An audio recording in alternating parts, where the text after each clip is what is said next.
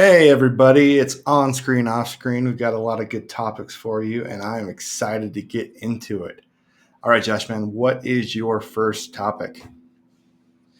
Hotel Transylvania. I went through and I watched the first three of them. There's four. Sweet. Um,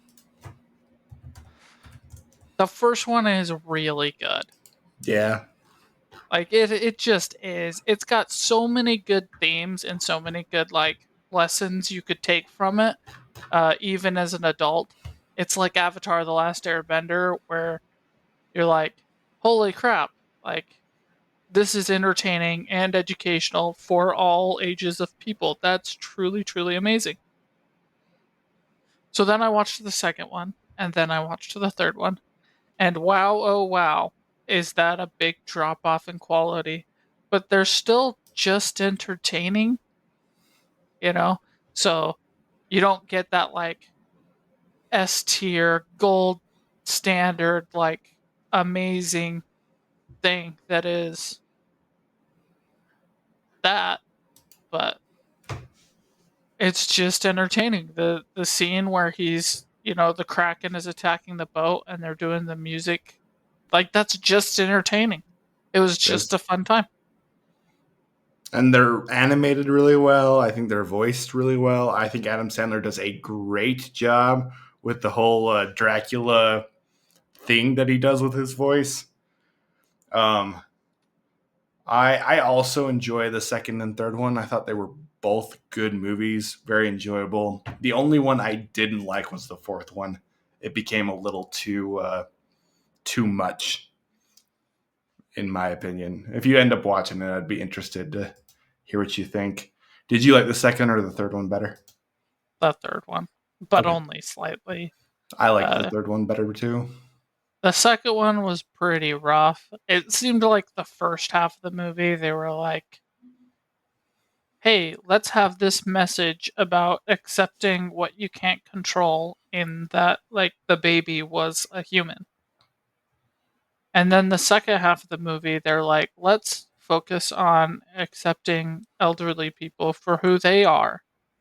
And then the end of the movie is like, but if you didn't accept either of those things, you would have been right. So, So whatever. whatever. And you're like, okay, Yeah, I all was right. the same way too. It kind of felt like the second one was just like, oh, the first one was really successful. We should make a second one. And it ended up being pretty good because it has good characters.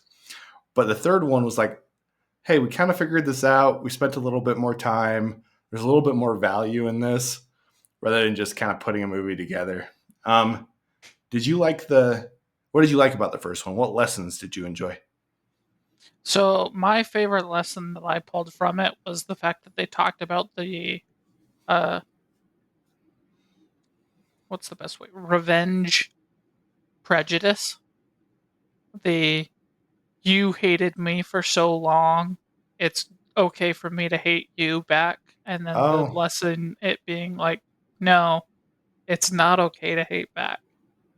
You know, just because the humans were so prejudiced against you for so long does not mean that it's okay to turn around and hate them back, right? They have now accepted you. It's your turn to accept them as well.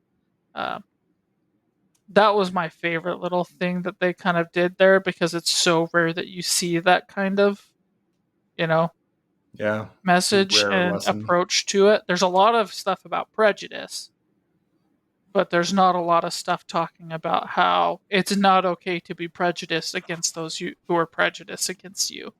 Um, and they did it so well because it was just entertaining. I was having a good time watching it, and like I said, there's a lot of stuff going on. Um, Lesson wise and story wise in the first one, that I would go back and rewatch the first one. I don't think I'll ever watch the second or third one again, Okay. because those ones are just like, hey, you pull out those really good clips and you're fine. That's fair. That's fair. Um, cool. It's they're good movies. I really enjoyed them a lot. and I don't think they actually get enough credit because I people with I kids I think don't hear that them talk about it. I think they do. I just think it was just after our generation. Okay, I think these came out just a little too late for you and I to be a part of it. But when I was working at the treatment center, Hotel Transylvania, the boys that were like a half generation younger than us, um, they were really into them. So that's cool. I didn't know that. I've never heard kids talk about them, and I think they're really good. yeah, Yeah, they're dude, worth a watch. for sure. All right, let's go to my first one. I love Primal Hunter. I love this book series. I talked about it a little bit last week. Again, if I didn't have to do anything else, I would have just kept reading these books. Each one of them is like 20 hours long, and I've busted through them as fast as I possibly can. There's a weakness to the story that I didn't see before. So lit RPGs, you have a lot of these progression type things, like people get classes and then they get skills and blah blah blah blah blah. Stuff that you see in games. In this one, it's like, okay, we've got these 5 skills that you can get. Skill 1 is the lowest rarity and it's complete crap, and I don't even know why we're benching it. Then there's slightly less crap, slightly less crap, pretty good stuff, great stuff, and you're probably going to choose this one. And it feels like a lot of this is a waste. Sometimes you'll have 2 options at the very end that are worth choosing, but most of the time it's like, he's going to pick this one. We don't even need to read these. She's just going to pick this one. The other thing is he goes over stats over and over again, and because he has so many different skills and his stats are so vast towards these deeper books, sometimes you can literally skip and be like 30 seconds, 30 seconds, 30 seconds, 30 seconds, 30 seconds, 30 seconds, and they're still reading skills. It's sometimes too much. And this was written as a web serial, so each book he just split it up. He's like, this is about 20 hours. I'll split it up here. This is kind of a good ending. This is about 20 hours. We'll split it up here. It's kind of a good ending. So it doesn't actually feel like a normal book. It feels like, oh, it's done. That was it. Like book 5, they go to a tournament of sorts where they're hunting for treasure, and at the end they face a really powerful vampire. The fight is extremely cool. It's like a raid boss type fight. Super cool fight. Very well described. The abilities are awesome. The way the abilities connect with the different characters you've been introduced to are very cool. And then after that, there is a character that's also on Earth that is an old samurai, and he's about to die before the system gets established. And the system prolongs his life, so he's literally days away from dying. He considers himself an old man in a universe now where beings can live for thousands and thousands of years. So he's got this old man mindset in a world where he is very, very, very young, and everyone considers him young. So you have this interesting, complex character that's been a samurai type person. He's studied the sword his entire life. And then you have this other character that is chosen by a very, very powerful being. He's all about the hunt. His inner self is about becoming a hunter. And you know that these two are going to fight. And it finally happens, and it is literally one of the coolest fights I have ever read in anything. It is so well described. It is so cool. I genuinely love it. Um, it as far as lit RPGs like this one, where it's more progression and you do have some side characters, but it's not as much about the emotional beats. It's more about the character progression and the world that they're a part of. This is the best one that I have ever read, bar none. It's not even close. Um, Dungeon Crawler Carl is a different aspect. You have the character progression, but it's also a lot about the character interactions, and it's about the deep emotional impacts of those characters. Where this one is just like, that is awesome, and that's such a cool idea for a way to progress a character and progress a world. and they do a very good job of making everything feel fresh. I'm like, when's this guy going to run out of ideas? And then he hits it with another one, another one, another one, another one. It's frankly awesome. That's really, really cool. This is the same series you recommended last time as like a phase 2 lit RPG, right? Yes, absolutely.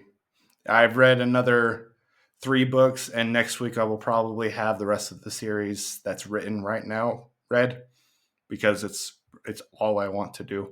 I haven't been this captured by a book series in a long time, where I'm like, I've mentioned Sun Eater, and I think Sun Eater is absolutely brilliant. The impact on me for Sun Eater is amazing. It's so well written, but it's also dense, and there's a lot to it. And the character emotional depths cannot affected me. So there's times where I just want to take a break.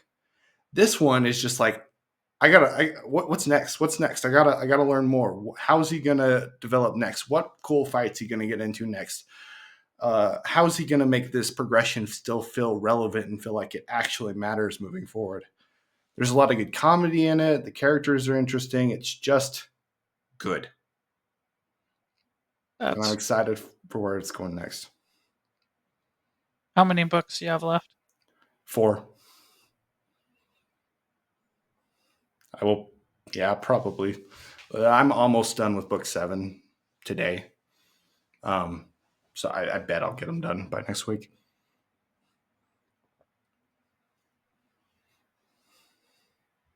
Okay. Yeah, I love it. It's really All cool. right. All right, man. What is your next one?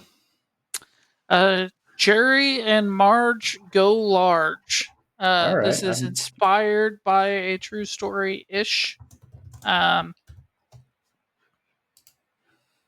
it's got Cranston in it as your main And guy. you like it? It was good. Wow. Yeah. Wow. Okay. Hey, you know, just because I don't traditionally like an actor doesn't mean they can't do good things. And he did really good. It's not his traditional role where he just like sucks all the time. He plays this retiree who's really good with numbers but got married too young and had kids, so he didn't really pursue school. So he kind of got leveled out at work, right? He kept wanting to do like accounting and stuff, and everybody knew he was good with numbers, but he didn't have a degree. So when he finally Wow. retired, he felt like he had a lot more to do, a lot more to give. He loved solving puzzles, and he was sitting there and he was reading the rules for the lottery, and he thought, man, everybody who does the lottery is just stupid, like they're just dumb. But he figured out essentially that if you buy a quarter or half the tickets in a given lottery, because this lottery paid out if you got 2 of the numbers right, 3 of the numbers right, 4 of the numbers right, or all 5. Okay. So essentially, if you got 2 of the numbers right and the order didn't matter, if you got 2 of the numbers right, that would pay for the next ticket, right? Okay. So it didn't win you much, but like, hey, Catching the game. next round, next month when I do this, that's a ticket I don't have to buy. So he takes out his life savings and he puts it all in this lottery. Wow. And he ends up doubling it. Wow. And then he has to deal with this thing of like telling his wife that, like, hey, I took all of our money and I gambled it, but I won big. And the math is there. And when she hears about it, he's kind of expecting her to, be upset that he risked the money. That was so stupid, whatever. And her response is, let's be stupid. Let's do this together. And so Okay. they take their, 8 grand that turned to 16 and put it in, and they won again. And then they were like, let's bring in more people. So they go to their accountant, you know, and it's a really good relationship because Cranston is this guy who's really good with numbers, who has an accountant, and he's better than the accountant with the numbers, and they make jokes about it all the time. Okay. Um, And so he invests just $1,000, but then it comes back like, we tripled it this time. And so he's like, okay. So they end up bringing in a whole bunch of people and creating a town fund, and it basically rejuvenates this entire town because they all have the money to And start creating the flow. so they're like doubling their money every month. Essentially, yeah. Wow. Sometimes it's not quite double, but like Wow. they get to the end and there's supposed to be this one big payout. And if they did this one big payout, nobody in this entire town would ever have to work. None of their kids would ever have to work. And none of their kids' would ever have to work. Wow. Um, so it's this whole big thing, and they're doing it, and they think, "Oh, I got him! I got the lottery." But then introduce the antagonist of the group, some kid from Harvard who doesn't want to share. Okay. So because they're both big buyers, it ends up eating into each other's profits.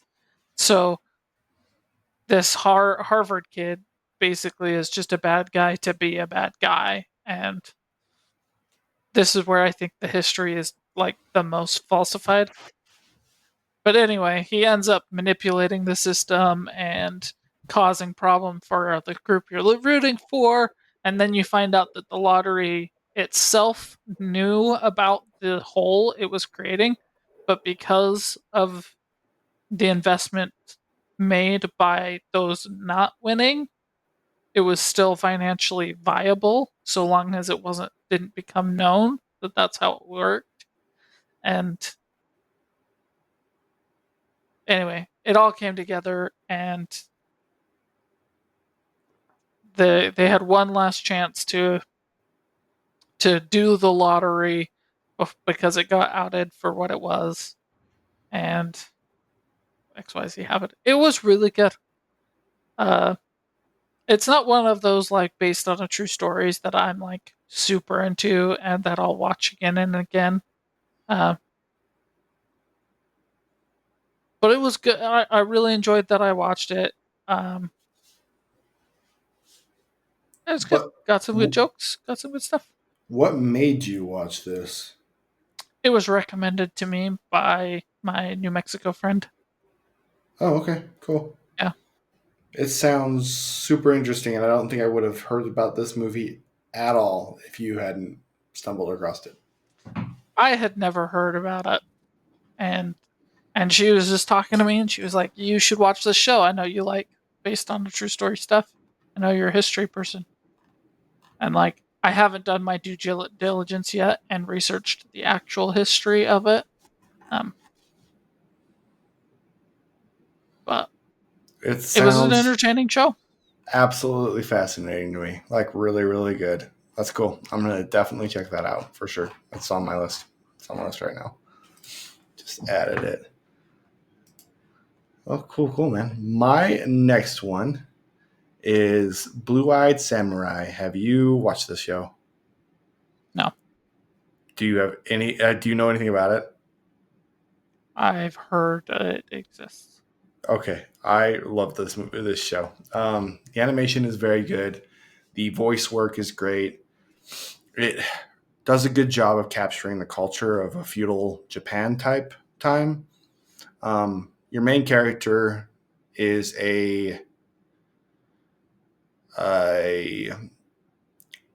woman who is trying to hide that she is a woman, and she was sired by someone with white skin and blue eyes. So she's an Asian with blue eyes, and at that time, the white man is considered evil, devil type of a person.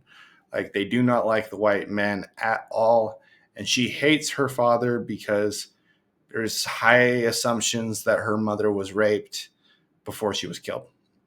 Um, she finds her way to a sword maker who's one of the best sword makers in all of Japan, and She helps him build the sword. At the time, women were not supposed to help with this kind of work at all. But the sword maker is blind. He just works with his hands to forge the sword and works with people's bodies to be able to move the sword and have it work with them.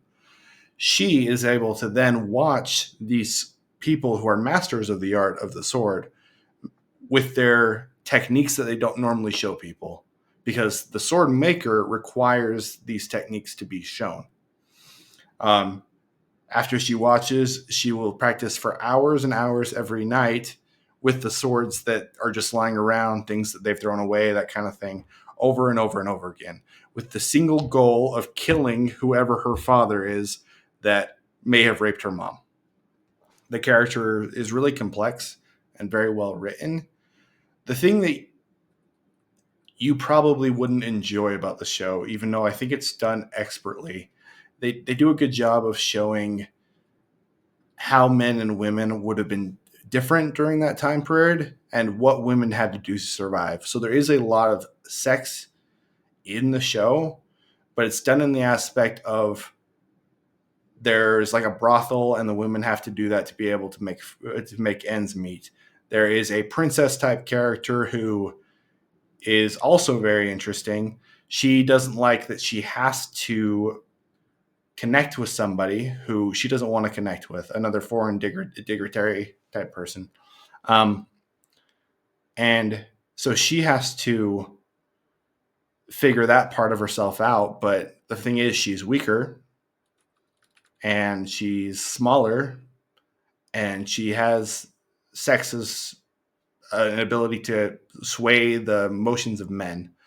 And she uses that in very creative ways throughout the story that are actually integral to the story. It is the only I don't know if you would have really had to show the sex. I think you could have done it different ways.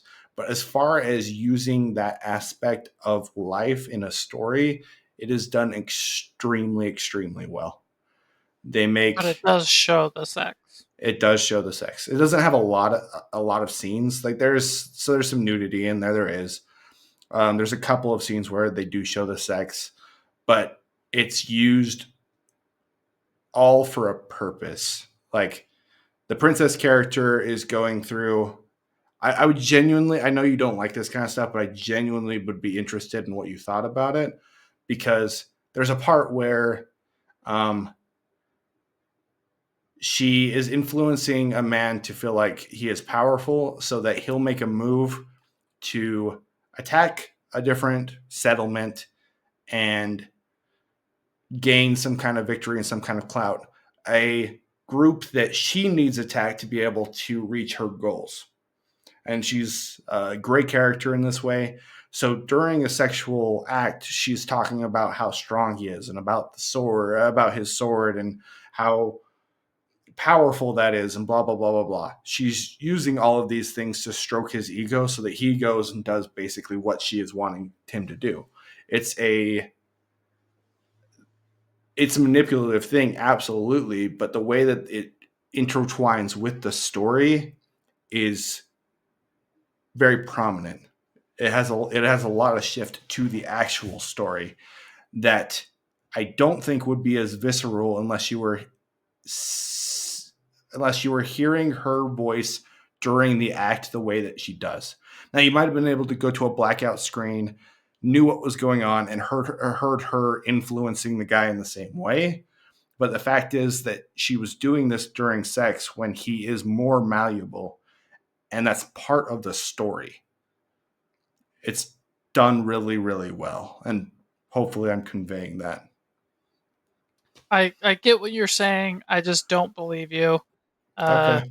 Mostly because there's nothing wrong with showing the lead up to the act and having her say those exact same things. You don't Um, need to show the actual act. the problem is I don't think it would have been as prominent without doing it during the act, and that's why I say you could go to a black screen and not actually animate it. I don't care if you're seeing it or hearing it. It's all just wrong to show from my perspective, right? Like, Okay. and I think it is exactly as visceral. I think it loses its visceral if you show her saying those stuff after, right? Post Hmm. nut clarity, right? But as long as it's before and it's part of that build up and the anticipation of the act, then it's just as effective and it's just as manipulative, right? Like if she's putting her hand on his chest while they're kissing and she's talking about how strong he is and how great he is with his sword or whatever and euphemisms and all that kind of stuff, it's just as manipulative if she is saying those things while they're actually doing it, so they don't actually need to show them doing it, in my perspective. There's a possibility of that. I don't know if it would be as impactful. There are also scenes in the show where I would not make this argument where they are just shown and don't add anything. There are some of those too, but there are a few where I do actually think it impacts the the emotional and mental impact that it conveys to the viewer in a different way. Yeah, I'm not going to watch this. I looked it up, but on IMDb, just like I do with all my shows, Parents Guide. There is some, unfortunately. I'm not gonna do it. Like I tried The Witcher 3 again, and You can skip the scenes in that. it's the intro scene. You can't skip it, and you can't turn off any settings. Oh, So that's I too bad. uninstalled the game because it's literally the very beginning. Um, but yeah, it's in my opinion that stuff is never necessary. It should never be shown, and the only reason it does get shown is because sex sells. So this goes into a different argument because I largely agree. I think there are very, very, very few situations that I can think of where that's not the case. Very, very few. Um, but most of the time, it's just sex sells. I completely agree. Where are you on like gratuitous violence and language and all that stuff, and why? Just where are you on the rest of what is normally considered bad? Violence is not as big of an impact. Okay. Language doesn't matter to me at all, situationally. So, like, if I'm watching The Bear or Ted Mhm. Lasso and people are saying the F word, it's not going to bother me because that's how that culture is. If Okay. I'm watching something that's based in Australia and they're saying the C word and the F word, that's not going to bother me because that's how the culture is. Um, Okay. but when you start throwing it in there because you lack writing ability, that starts to bother me. Okay. Uh, Violence and gore doesn't really bother me at all. Maybe I'm just used to it because I've played video games my whole life. You know, I grew up playing Halo and Doom and, you know, whatever. Hmm. Um, what else is there? Let me go back to that last page and see what IMDb has. For most violent, or is that what you're looking for? Just what their parents' guide stuff is. So sex and nudity, never okay. Violence and gore is totally fine. Profanity is entirely situationally. Um, and so the other thing I will say about this stuff is it depends on your intended audience, obviously. Uh, Alcohol, drugs, and smoking doesn't bother me one bit. Frightening or intense scenes also, if it enhances the plot, that's fine. Uh, the reason that sex and nudity is the one that is so bad for me is because I believe that pornography is the greatest evil that is in the world today, Okay. and B, it never ever adds anything to any piece of media. It is there to sell, right? So like violence and gore, if you were to watch Braveheart and it wasn't showing the heads be decapitated and stuff, you're losing a lot of the realness of what that war was and how brutal it was, right? Okay. Profanity, like I said, you're missing out on different culture aspects if you stop using words. Uh, we disagree on this point, but I think that there are times that saying the F word or the C word is the most effective language to use. Um, drugs and alcohol, smoking, like I don't do any of those things. I don't drink, I don't do drugs, I don't smoke, but they are an impact on somebody's emotions and the way that they make decisions and can be critical to a plot. Hmm. Um, intensity from scenes, I don't know what it really means by that, but like if you're watching a horror movie and you cut out all of the uh, intense scenes, then you're watching a movie about a family that moves into a creepy house and then leaves, and you're not getting anything from that at all. So that's where I stand on Okay. that. Did that answer your question?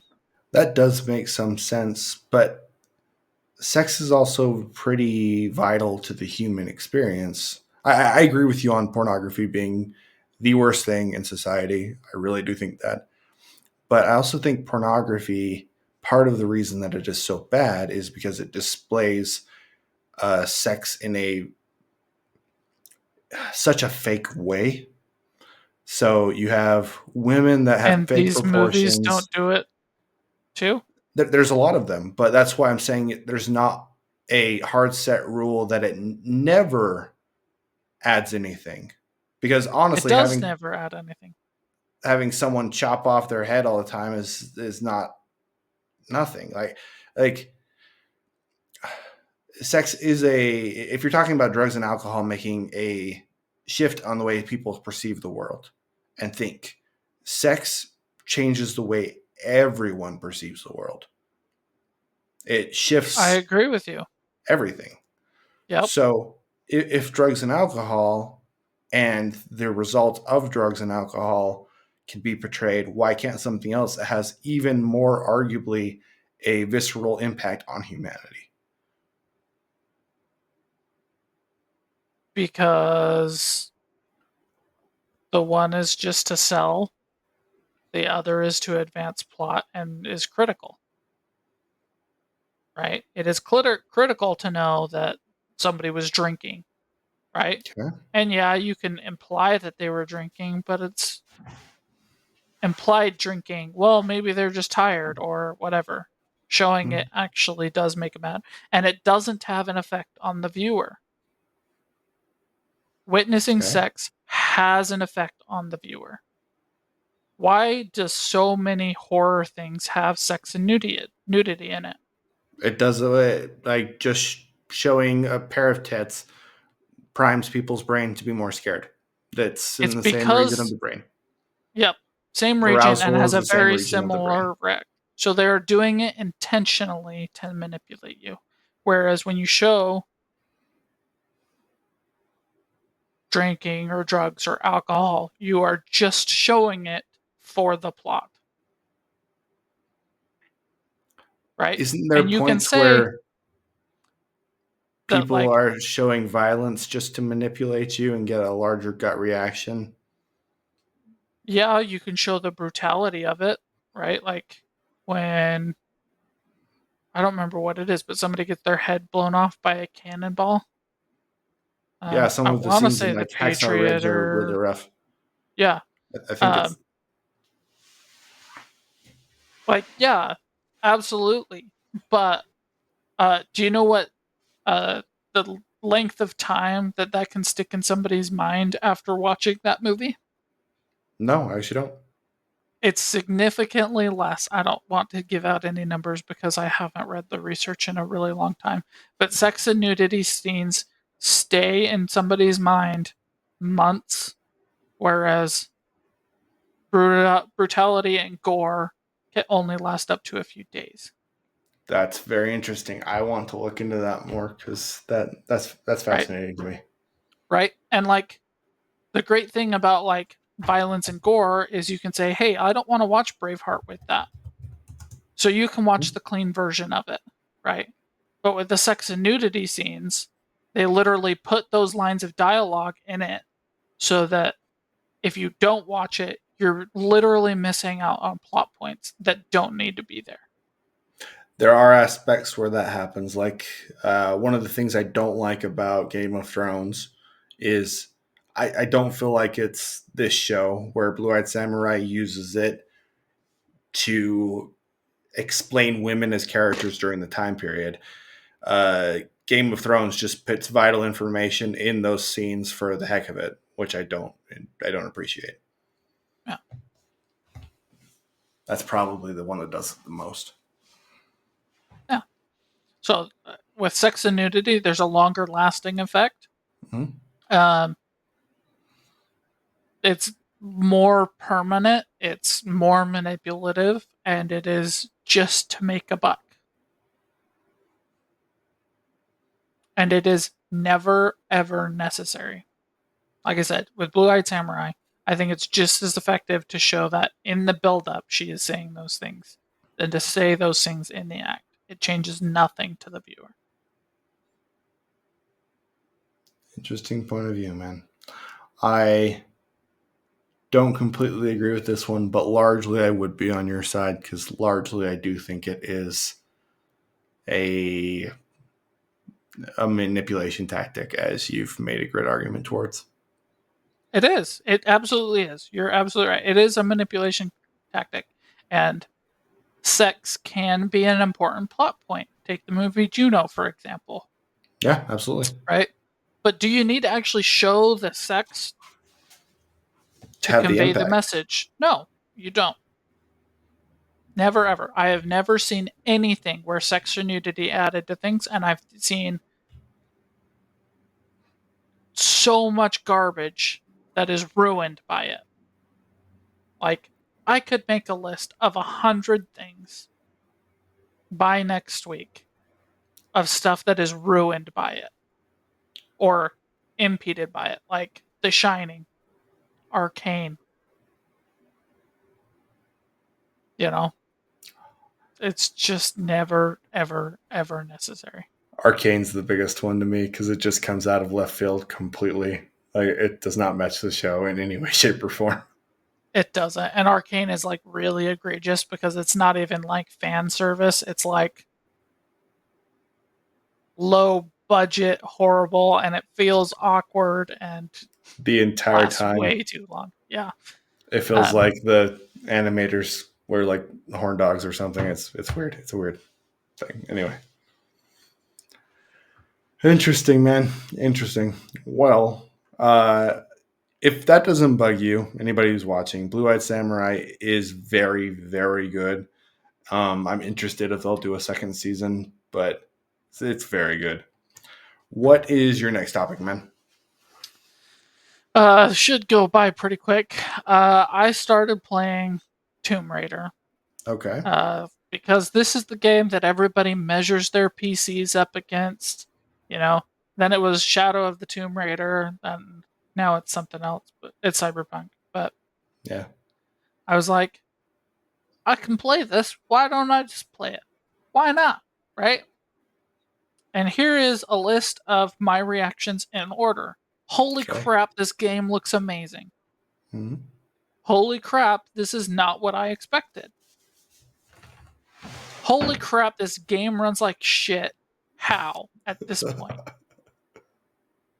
So, just to explain that, holy crap, this game looks amazing. The graphics are fantastic.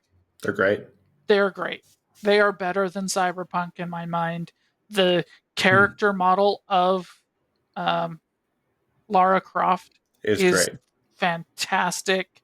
The environment is more interesting to me than the cyberpunk theme. I think that's the big difference. Because she's out in like an island and like the foliage and the And you've trees and got the like that's waves just crashing, and you have cooler. that whole stranded scene that's amazing. Yeah, yeah. So cool. Holy crap! This is not what I expected because I expected it to be an origin story for Lara Croft again, but Hmm. it just kind of jumps in, assuming you know who Lara Croft is. And as somebody who's never played a Tomb Raider game, I was not expecting that. I was expecting something closer to like Uncharted 1, where you're That's like, what I hey, thought this is who originally all the too. characters are going to be. These are their skills. This is who they are. And this one's just like, you already know. She's got the pointy boobs from that PlayStation 1 game. You got it. You get it. And so that's why I was like, this is not what I expected, because I expected it to be a slow burn and kind of like, hey, here's your characters. Here's how they interact. This is who they are. But no, it's just like, here they are, crash, survive. Now you're on an island. You're not actually like searching for a lost treasure. So I was expecting more of like Indiana Jones or Uncharted, and it ended up being just quite different. And then, holy crap, this game runs like shit. This game crashed on me 4 times. That's crazy. I had no problems with this game. Literally zero. I got to the part where she's squishing herself up the ravine after getting captured. It crashed on me 3 times there. Wow.